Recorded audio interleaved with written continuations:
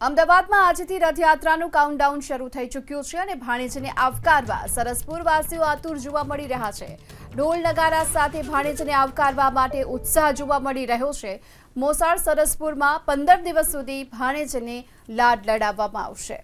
તો ભાણેજને આવકારવા માટે સરસપુરવાસીઓ થનગની રહ્યા છે, આતુર જોવા મળી રહ્યા છે। ઢોલ નગારા સાથે ભાણેજને આવકારવા માટેનો ઉત્સાહ તેમનામાં જોવા મળી રહ્યો છે।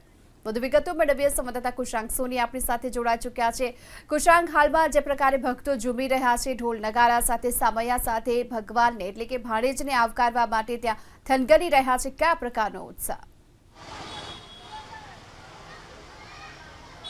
જો જળયાત્રા પૂર્ણ થયા બાદ 15 દિવસ સુધી ભાણેજ છે તે સરસપુર મોસાળમાં રહેશે અને તેની પહેલાં મોસાળમાં તૈયારીઓ છે તે અહીંયા આગળ કરવામાં આવી છે। મોસાળમાં ભાણેજનું આગમન થાય તેના માટે અત્યારે જે યજમાન છે તે ભાણેજને લેવા માટે પહોંચ્યા છે।